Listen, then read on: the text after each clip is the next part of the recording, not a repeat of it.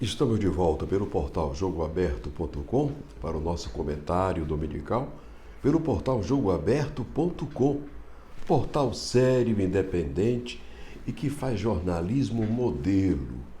Não faz jornalismo de quinta, como a gente vê hoje com pesquisas falsas, com coisas que não combinam com a realidade do Brasil de hoje. Olha, quem pensar que o povo é besta, que o povo é burro, está muito enganado.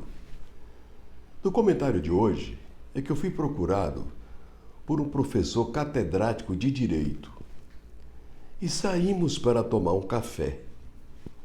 E nesse café a gente aproveitou para discutir a política de Brasília, as querelas entre os três poderes, não é? O poder maior, que é o do presidente da República, não é? O poder legislativo, que é o poder do povo, que é quem elabora, quem aprova as leis e quem realmente comanda a democracia do país. E o judiciário brasileiro, hoje tão conturbado, tão esquisito.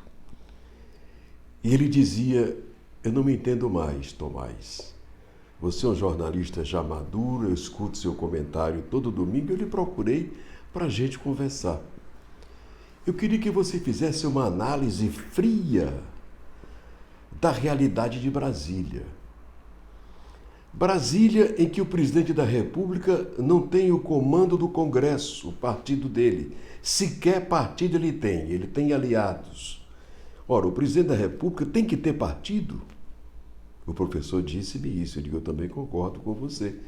Eu já disse que está na hora dele montar o seu partido e preparar para eleger na sua reeleição a bancada dele, do partido dele, porque com a multidão que ele reuniu em Brasília, Rio de Janeiro e São Paulo, se o povo apoiar os candidatos dele, ele vai ter maioria no Congresso. Isso, concordo com você. Mas eu pedi que você viesse aqui, meu nobre jornalista, e eu agradeci a deferência que ele fez ao meu nome, porque eu lhe acompanho todo domingo e eu vejo que você é diferente dos outros. Você critica até o judiciário, mas com termo elevado e com responsabilidade. Eu disse, claro, porque infelizmente o judiciário brasileiro hoje, professor, ele é passivo de críticas. E ele disse até contumazes. Críticas até contumazes. E eu disse-lhe, professor, eu não aceito que numa sessão plenária do Supremo Tribunal Federal, ministros fiquem se degladiando em plenário, ou então, se eles vão começar a brigar, que tem um botão que aperte e tire do ar aquela sessão que é pública pela televisão. Aliás, professor, eu acho que a televisão, ela tem que, as sessões do Supremo Tribunal e do Superior Tribunal de Justiça, do Tribunal Superior Eleitoral, aliás, que é o TSE, deveria não ser transmitido. Deveria ficar em off, não é? Para quê? Por que tem que ter a TV Justiça? Para a gente assistir certos espetáculos, às vezes até circense. Sim, circense. Porque tem ministro que manda a esposa do outro fechar o escritório dele. Eu não vou citar nomes aqui de ministro, porque a partir do instante que nós que fazemos jornalismo sério não respeitamos a justiça do nosso país, quem vai respeitar? Nós que fazemos uma imprensa séria, livre, independente, eu decidi botar um portal de notícias para mim, e ele já tem mais de 20 anos, porque eu cansei de ver imprensa marrom. Eu cansei de trabalhar em televisão, onde eu era apresentador, mas eu não podia falar isso, não podia falar aquilo, nem daquele partido, nem do outro, e muito menos do governador. Digo, e como é que a gente faz imprensa sem criticar o governador quando ele erra? A imprensa tem que ter dignidade altiva, tem que ter probidade, tem que ter independência para fazer a narrativa dos fatos e levar para a sociedade julgar. Eu assisto embates, professor, eu disse para ele, desde o tempo em que Lewandowski, tinha uma querela com Joaquim Barbosa em plenário.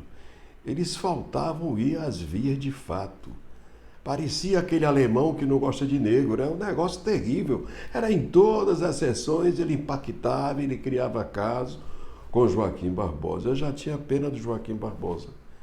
Tanto que Joaquim Barbosa teve que se aposentar, porque ele não se sentia bem naquele plenário, mas era por ser negro. Era por ser negro, acredite que sim.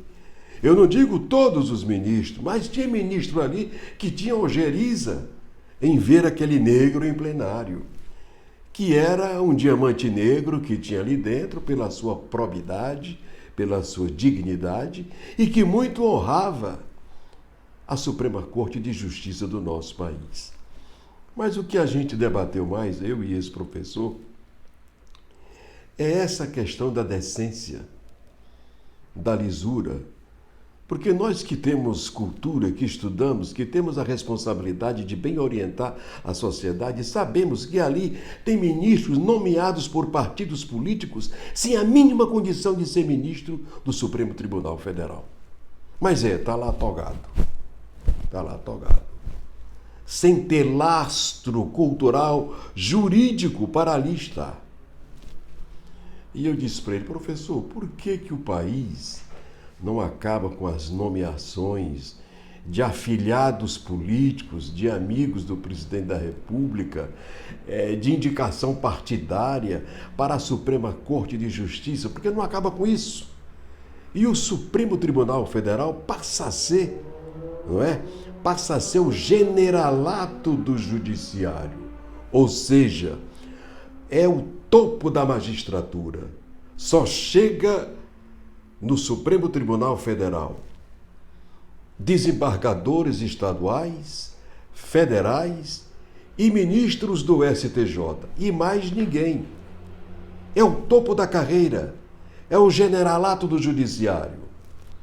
Aí eu acho que acabam as querelas do plenário, porque a gente tem o desprazer de ver, eu não vou declinar nomes aqui em respeito à Suprema Corte do meu país, mas você que está aí me assistindo e que viu o debate, não é debate, aquilo é embate e rudimentar, de 2 ministros. E não é a primeira vez, não é só um ministro, que um acusou o outro de que a esposa tem escritório de advocacia em Brasília, que ele devia acabar com essa imoralidade. Quer dizer, como é que nós temos que ouvir isso de nossa Suprema Corte? Aí aqueles que são blogueiros, que são mais atirados, que não sabem as regras do bom jornalismo, que se tem que criticar com altivez, com decência, bem altivez mesmo, lá em cima. Porque para se atingir o ministro do Supremo Tribunal Federal, você tem que ter muita dignidade. E quando fizer, tem que fazê-lo com responsabilidade. Afinal de contas, ele é o ministro da Suprema Corte do nosso país. E nós temos que respeitar. Mas para que nós respeitemos a nossa Suprema Corte de Justiça, necessário se faz que ela primeiro se respeite. Especialmente em plenário. Especialmente quando de debates ásperos, inconsequentes e até irresponsáveis. Quando eles se agridem e começam a falar dos defeitos dos outros. É uma coisa terrível. Então, gente, o comentário de hoje, de domingo, é em respeito à Suprema Corte de Justiça do nosso país. Eu acho que tem que ter um código de ética interno, redigido já, gente, daqui para frente. Nós vamos seguir esse ritual aqui. Não vamos sair do ritual, porque nós estamos expondo para o mundo a nossa Suprema Corte de Justiça. Suprema Corte de Justiça que o presidente e que algum outro ministro faz um discurso contra o presidente da República, agredindo, falando, entusiasmado contra o presidente da República. Não era para ter esse discurso.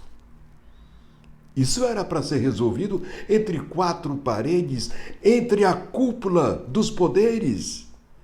Mas não ir para a televisão para meter o dedo no presidente da República. Aí o presidente da República vai lá, tem um assessor, ele mesmo revida.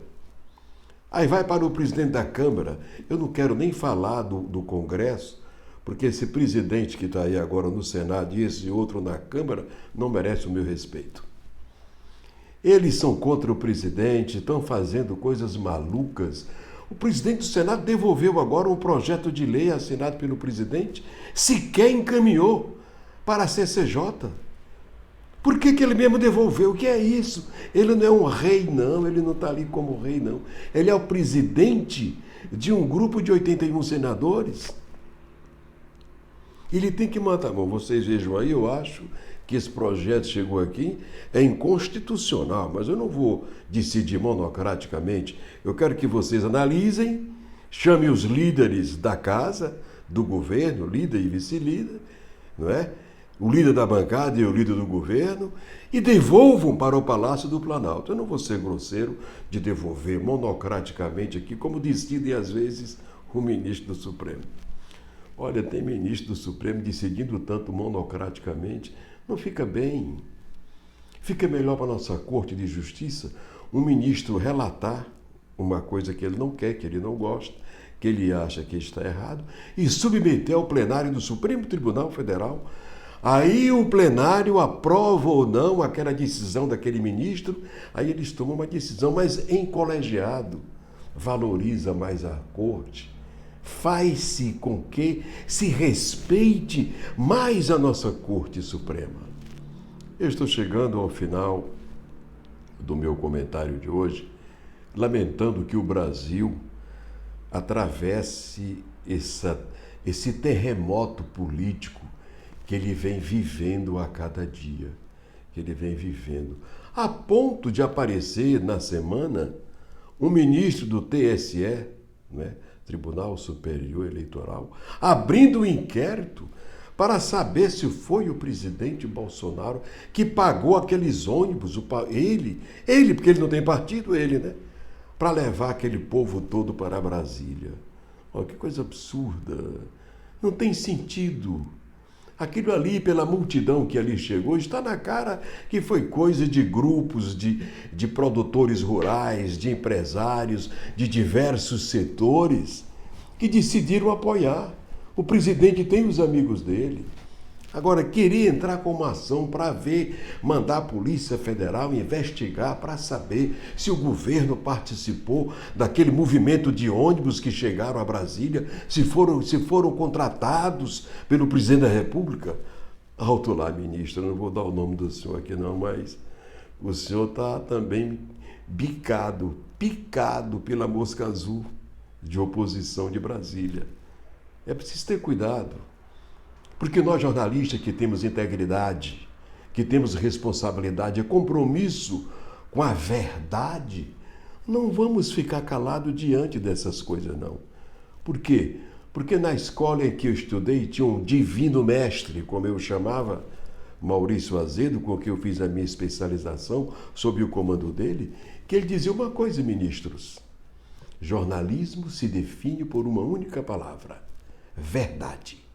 Se não é verdade, não é jornalismo.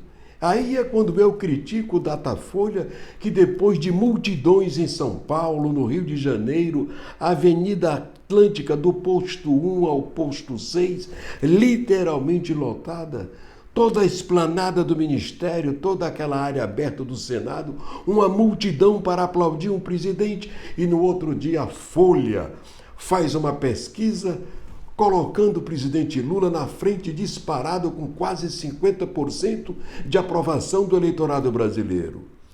E eu pergunto aos jornalistas da Folha: por que vocês não convencem o Lula de ir para a rua, de passear na rua, conversar com o povo, de ir para a Avenida Paulista, para a Avenida Atlântica domingo de manhã no calçadão de Copacabana? Passear na avenida domingo de manhã em Brasília, na esplanada do Ministério, já que ele está tão querido assim, e com essa votação que a Folha faz. Só que a pesquisa de vocês é feita por vocês por telefone, não é perguntando ao povo na rua, não.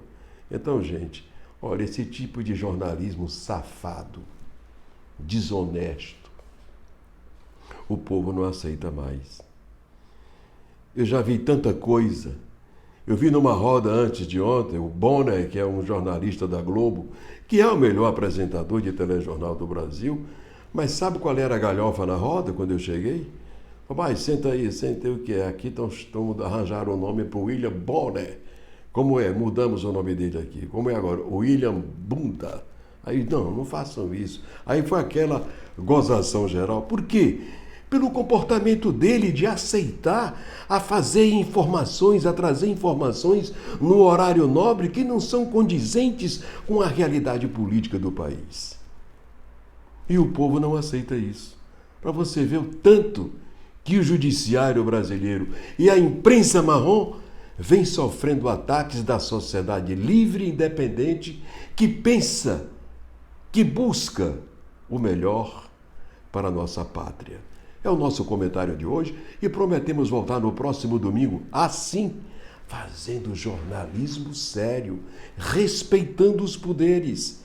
Já que eles não se respeitam, vamos respeitá-los para ver se eles aceitam o nosso modelo, o nosso estilo, o nosso exemplo e começam também a se respeitarem. Tchau e até o próximo domingo.